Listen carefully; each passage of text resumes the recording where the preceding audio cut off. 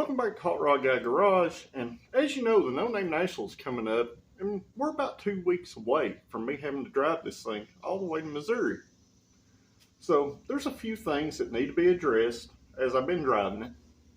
So before I take off on a road trip, we're going to address those things. So I plan to drive it every day for the next 2 weeks, and we're going to fix those things. So follow along with me as we get some of this stuff done today.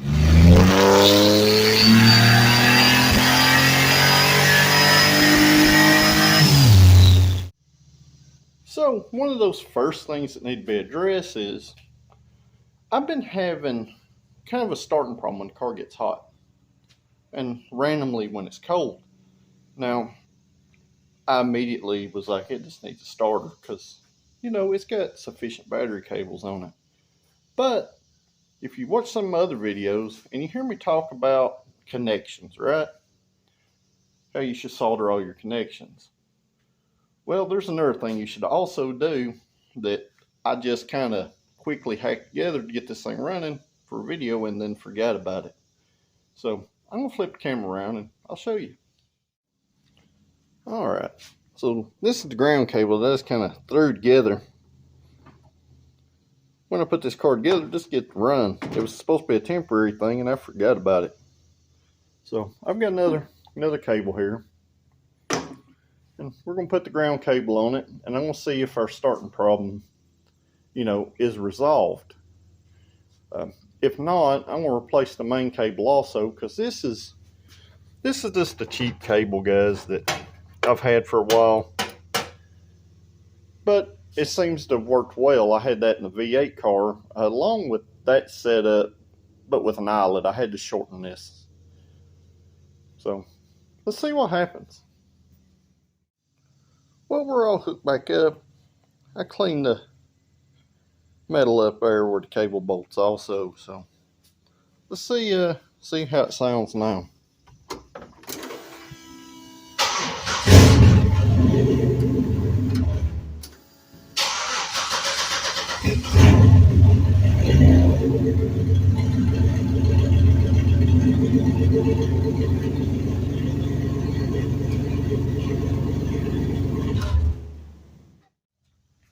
Well, that may very well have been the issue. So, at least that's fixed. That was pretty easy. Let's just say 10-minute fix. Like I always say, guys, always check your connections because connections make big problems a lot of the time. So, I guess the next thing I'm going to do is I'm going to pull the engine cover off the car. And I've got some turbo brace issues I need to fix. Mostly because it's flexed a little bit. The engine cover, when you get about 60 mile an hour, you see it kind of move back there through the cover. And I don't like that very much. So let's see if we can reinforce that thing a little bit.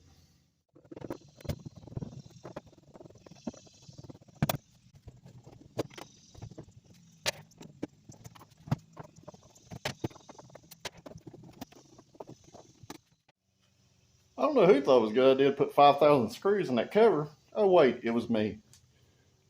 Yeah, so I'm going to get this thing pulled off here and I'll be back, guys. So, I got that cover off there. Right, it's off. Don't really see anything wrong, other than maybe the bracket may be bent a little bit. I'm just going to tie that into the other bracket that's on the intake. So, I'll flip around and kind of show you exactly what I'm talking about. And alright guys, this is a view that literally nobody but you guys has really seen. Because when I put that cover on there and when I go to shows and stuff, all you can see is the cover through top. So, if you're not up on the Project Phoenix stuff, that is a GT45 and a 2007 model GM 3800 V6, which is basically the same platform as your Grand National motors. Except I put a big old honking turbo on this one, and it works pretty well. So, you can see I put a screw in here to space our engine cover up. So basically what's happened is this thing pops loose and, it kind of floats back here in the, inner cover. So I'm going to see if I can't bend that bracket up a little bit and maybe triangulate it over here to the intake bracket right here that bolts up for the alternator stuff. So let me see what I can do there.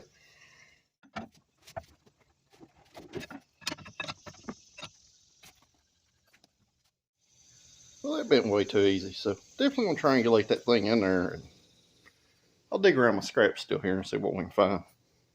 Because keep in mind, guys, this thing is still a budget build, so we're not putting no high dollar stuff on it. I'm gonna be using stuff that I have laying around the shop, you know, free stuff. So guys, I just took a little bit of 1/4 inch thick bar stock and bridged that alternator bracket. So just a real simple little bracket right here. I just took some 1/4 inch bar stock, bridged this gap right here, and that'll keep this bracket from flexing right here. And to still remove it, all you gotta do is take out 2 intake manifold bolts and that thing will slide right out of there. So our turbo's back up where it was. So good deal there. And I think next I'm gonna pull this charge pipe off and I'm gonna heat wrap it. Just because we got tight clearance with our downpipe here, which is already wrapped, but you know, this thing's still pretty warm.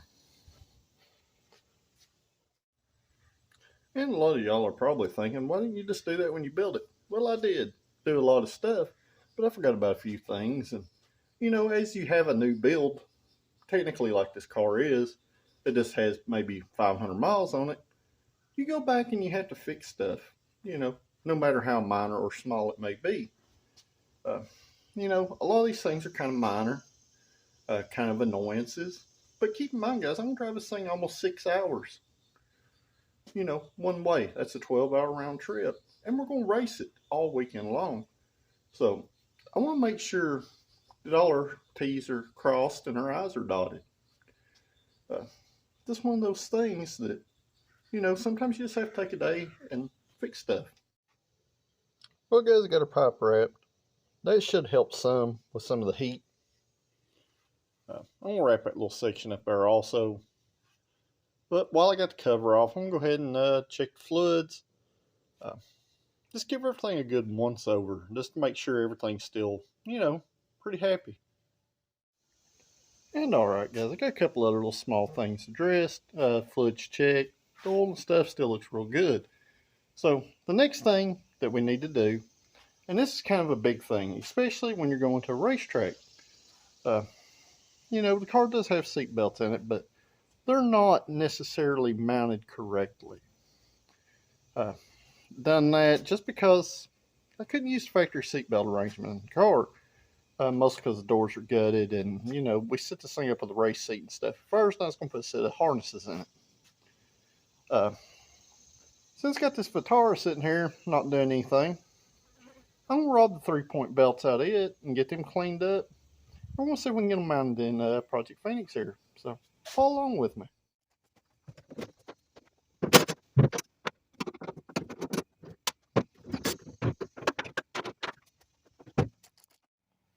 And alright guys, seat belts, right? Well, I got the Vitara seat belts cleaned up. Keep in mind that the Tracker and Vitara stuff also bolts in a factory spot on the 89 through 94 Metros. Your rear plastic panel back there has a pop-out plug for the seat belt to pass through. And when you take it off, it mounts just like it did in the Tracker or Vitara, down to the same threaded bolts. So, considering this car does not have those rear panels, and there's a structure built over where the seatbelt mounts factory, I decided to use the factory rocker panel bolts, you know, for the lap belt, well, the lap belt portion, right? Which a lot of y'all probably don't even know you have, because you 92 through 94 guys, your seatbelts are mounted in the doors. Your 89 through 91 cars actually already have 3-point belts. So I'm going to flip you around and show you 92 to 94 guys how to put a 3-point belt in your car. So guys, on the back side of your B-pillar, you'll have this little indent in here. You see it right there? That's where you're going to drill for your bolt. Now this don't have a threaded insert like the 89 through 91 cars do. So you'll have to get a nut that fits your seatbelt bolt. And you'll remove this piece right here, this black trim piece with the little rubber inserts, got 2 Phillips head screws. That'll come out, and then you can slide a nut in there and tighten that down. And like I said before, your seatbelt's going to bolt in this area on the inside. I can't show you on this car, but your rear plastic panel has a pop-out plug right there. And the lap belt portion, which would be this portion, bolts on the inside of the rocker down here. Since my car is different, obviously, because it is modified, I bolted my roller assembly up down here. And I bolted it up here, as you can see over there. And I'm bringing my 3rd point down to the rear seat bolt. So why am I bringing that 3rd point down to the rear seat bolt? Well, that gets into another thing with safety, guys. It needs to be bolted to structure. The seat mounts are structure. Same gauge metal as the rocker panel is connected to the rocker panel and the floor pan. It's literally the safest way I can bolt these belts in the car. Couldn't really go to a 5-point harness because we do not have a roll bar in this car. And technically, I could have bolted to the rear structure as well in the car. I was worried that tech might have something to say about that.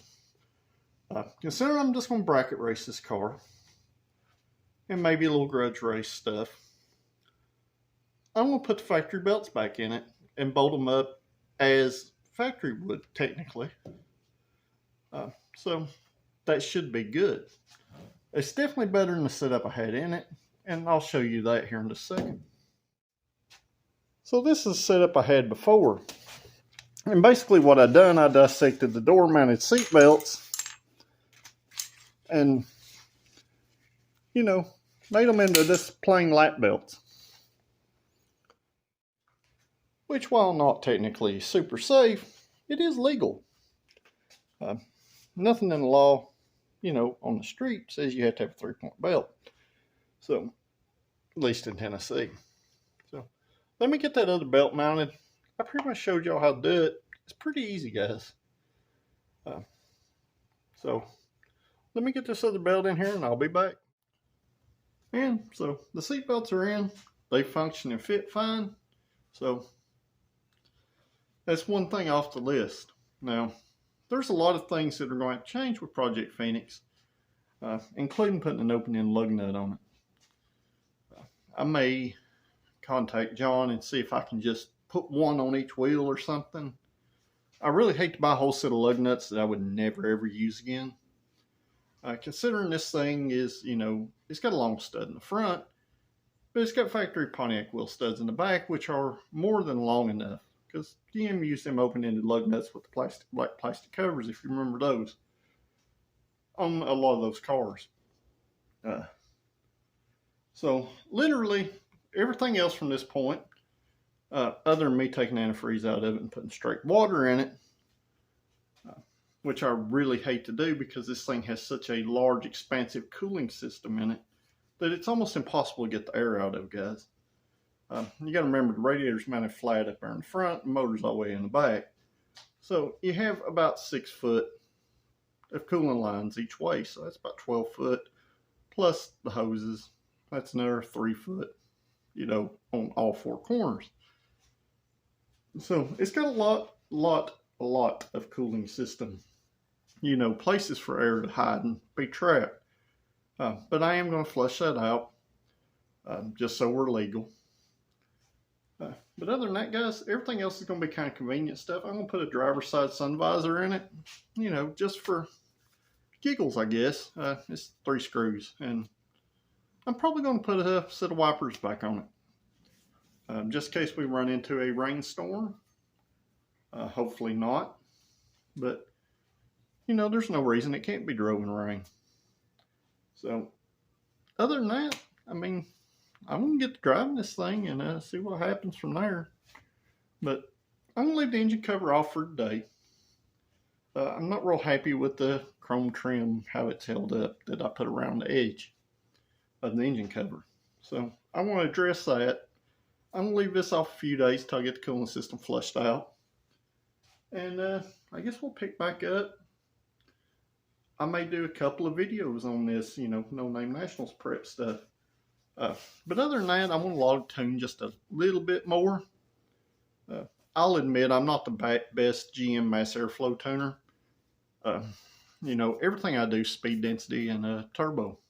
So this is the first mass airflow car turbo that I've really, you know, been tuning on.